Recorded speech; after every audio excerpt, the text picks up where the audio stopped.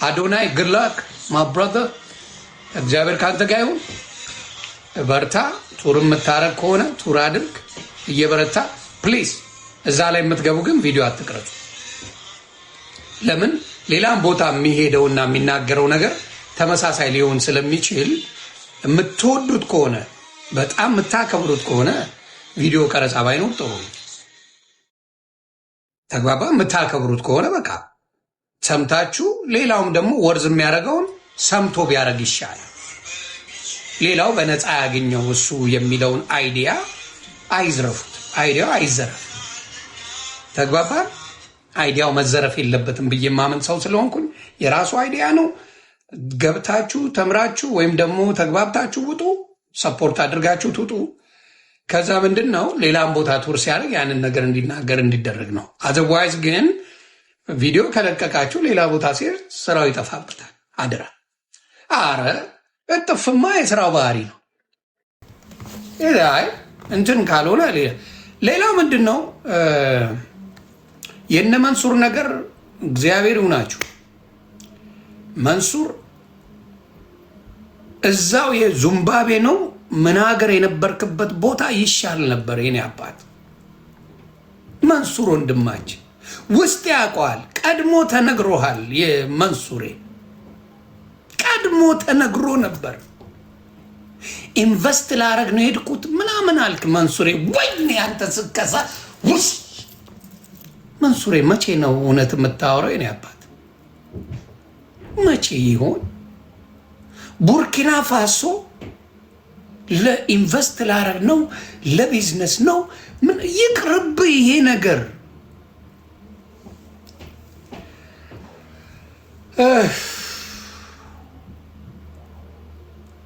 ምን ነው የኔ አባት ቢቀርስ በቃ የትም ብትሄድ አንተ ያለ ስከሳ አለኝ ከማለት ውጭ የለም መንሱሬ እንደ ወንድም ነው የምመክረው እግዚአብሔር ምስክሬ ኢትዮጵያ ላይ በዚህ ጉዳይ ችግር እንደሚመጣ ቀድሞ ተነግሯቸዋል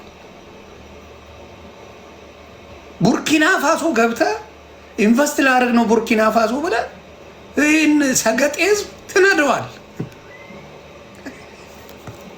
ይህን ምን የመሰለ ሰገጤ ህዝብ ትነዳለህ አልኩ ቡርኪና ፋሶ የሄደበት ምክንያት መንሱሬ እቺን ነገር ሰምቷል እስር ቤት እንደሚገባ ያውቃል የሚያስጠይቅ ስራ ነው የሰሩት ሰውየው ማፊያ ነው የትኛው እነሱን ያገኛቸው ሰውዬ የተመታ ማፊያ ነው ምን እንዳረገ ልዘግብ ይሄ የተመታ ሰውዬ መኪናው ተውሶ ነው ያመጣው ላስተዋውቅላችሁ ብሎ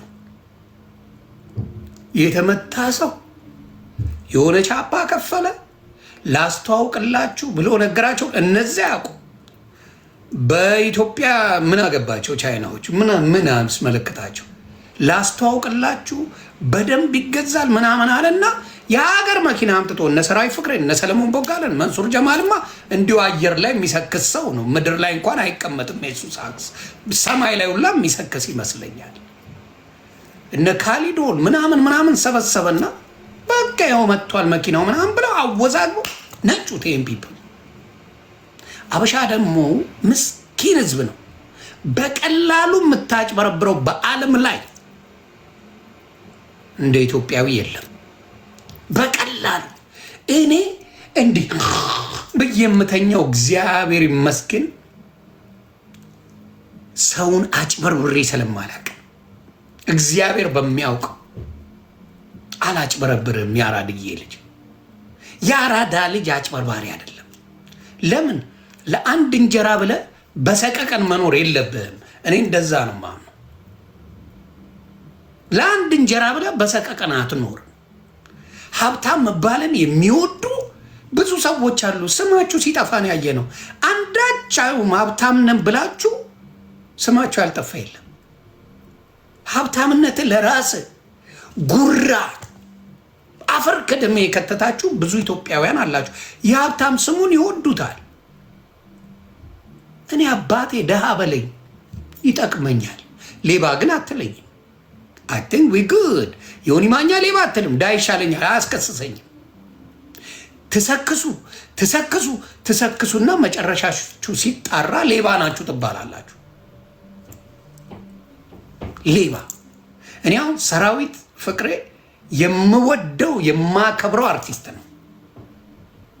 በማስታወቂያ ስራ እሱና ሙሉዓለም ታደሰን የሚያክል እና ሳምሶን ማሞ ጋዜጠኛ ሳምሶን ማሞ እነዚህ ሶስቱን የሚያክል ኢትዮጵያ ውስጥ አይፈጠርም።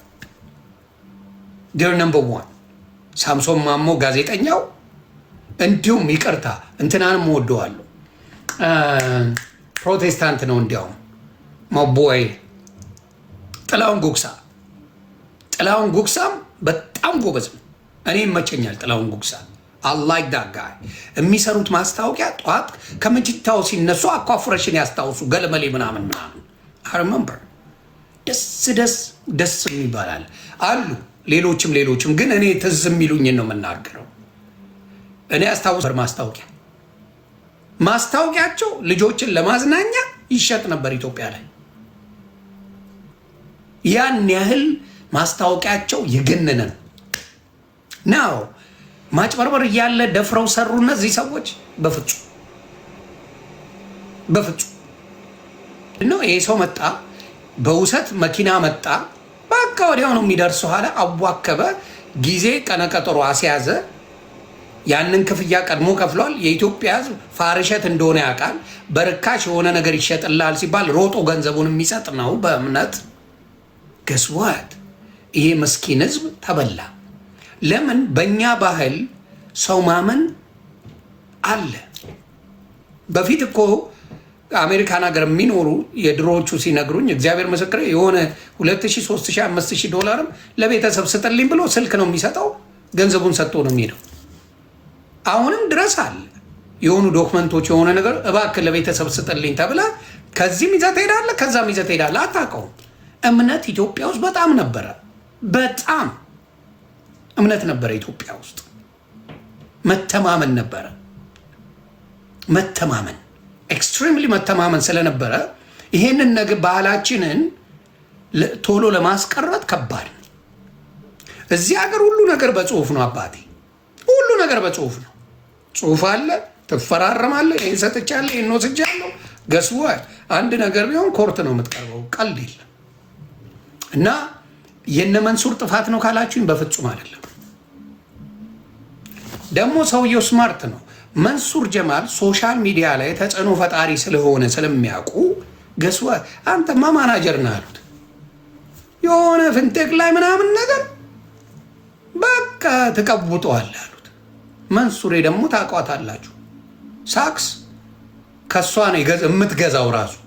አሁን የሚበልጡት መጡ እንጂ መንሱር ሳክስ ከሱ ነው የሚሸጠው። ሳክስ ይሸጥልሃል መንሱር።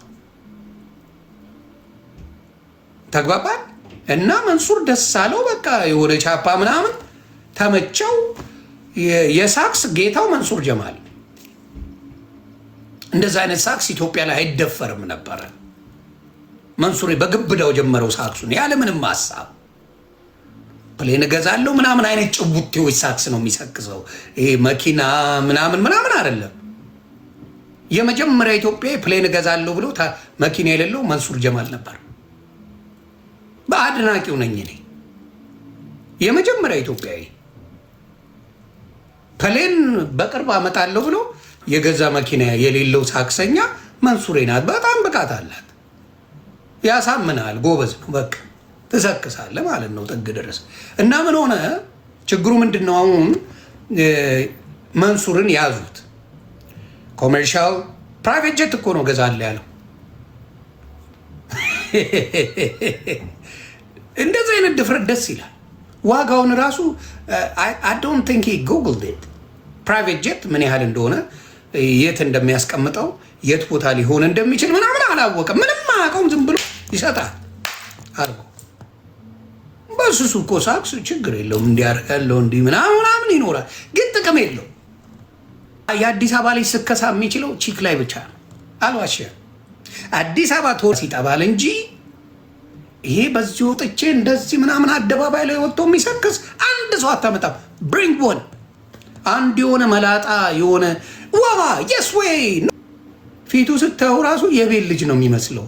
አሰካከሱ የቤት ልጅ እየተባለ ያደጉት ኩኪስ እያበሉ ያሳደጉት ነው የሚመስለው ስታየው ራሱ እንኳን ጋንግስተር ሊመስል ገባ ገብቶ ተበጠረቀ ነው ማለት ብትጠይቅ አዲስ አበባ ልጅ አይደለም። ምክንያቱም አይችልም። የአዲስ አበባ ልጅ መሰከስ አይችልም ነው። አይቻ አንድ ምክንያቱም ጥቅም የለው እናውቀዋለን። ነገ ያስባትታላ ገባ። ስለዚህ አይመጣው። ሌላው ግን ከገጠር የመጣ ጣጣ የለውም ይበጠረቃል አልኩ። ጥግ ድረስ ነው የሚበጠረቀው። ነገን አያውቅም። ሼመኛ ነው የሸገርዬ ልጅ አይበጠረቅ እና ምንድን ነው መንሱር ጀማልን ሶሻል ሚዲያ ላይ ስላለ እንዲሁም ደግሞ ሌሎቹ የራሳቸው ስራ አላቸው፣ የራሳቸው ነገር አላቸው። መንሱሬ ተፍተፍ የምትል ናት፣ የራሷ ነገር የላትም። በተፍተፍ ጎበዝ ናት። እዛም እዚህም እያለች ብቻ የሆነ ቻፓ በተወሰነ መልኩ ይዟል። ስለዚህ መንሱር ለአንተ ስራ ብንሰጥ የሆነ ቦታ ስራ አስኪያጅ ካረግነ ገስዋት ይህን ታደርጋለህ ባለ 3 ወር ምናምን ተሰከሰ ያ ነገር። ህዝቡም ያንን ነገር ተቀበለ። አሁን ሲባል ሰውየው ጠፍተዋል በሙሉ። እነዚህ ሰዎች ሲያስተዋውቁ የነበሩትን አንገታቸውን ተይዘው ሸቤ የሚያውቁት ነገር የለም። ግን በመሃል ሰውየውን ይጠይቁ፣ አረ እየመጣ ነው ምናምን ይላቸዋል። እሱ ቻፓውን እያመቻቸ ነው፣ ቻፓውን እያመቻቸ ነው። ሌላ ማን ነው? ይሄ የዩኒቲ ኮሌጅ በፊት ባለቤት ዶክተር ማን ነው? ስሙን ጥሩልኝ። ዶክተር እሸቴ ነው። ማን ነው የዩኒቲ ኮሌጅ ባለቤት? የድሮ የቀድሞ ማን ነው ስሙ? ፍስሐ እሸቴ። ዶክተር ፍስሐ እሸቴ እባካችሁ አድርሱልኝ። እኔ ስልክ ብደውልለት አናነሳ ብሎኛል። ዶክተር ፍስሐ እሸቴ እጅግ ያሳዝናል። እኔ የኢትዮጵያ ምስኪን ህዝብን ለፍቶ ጠፍ አርጎ አዳሪን የኢትዮጵያ ህዝብን ቤት እንሰራላቸዋለን ብሎ ከእያንዳንዱ ከ1.6 እስከ 2.3 ሚሊዮን ብር ተቀብሎ በጣም በብዙ ሺህ የሚቆጠር ኢትዮጵያዊ ገንዘብ ይዞ ወደ አሜሪካ ተመልሷል። እጅግ ያሳዝናል። እጅግ የሚዘገንን ብር ይዞ አሜሪካ ገብቷል። ተዘሳድ ለምንድን ነው ኢትዮጵያውያኖችን ምንድን ነው ስሙ? ሪል ስቴቱ ምን ይባላል? ጻፉልኝ ከስር። ዶክተር ፍስሐ እሸቴ ምን ይባላል? ጻፉልኝ ከስር። ሪል ስቴቱ ብዙ ሰዎች እኔ ጋር መጥተው ኮምፕሌን አድርገዋል።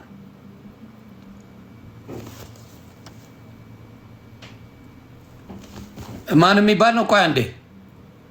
ፐርፐስ ብላክ። እሺ፣ ፐርፐስ ብላክ የሚባል ሪል ስቴት ጀምሮ ከ1.6 እስከ 2.3 እስከ 2.6 ሚሊዮን ብር ቅድሚያ ክፍያ አድርጎ በሙሉ ተረክቧቸው በሺዎች የሚቀጠሩ ኢትዮጵያውያንን ዱቄት አደረጋቸው።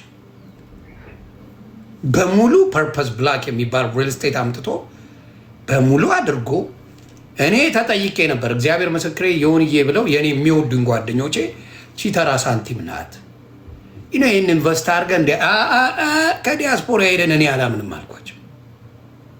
አዶን ብሌቭ ከዲያስፖራ ሄዶ እንዲህ ይላል። ኢትዮጵያ ተወልዶ ያደገ ከሆነ ኢትዮጵያዊ እዛው የሚኖር ከሆነ አምናለሁ።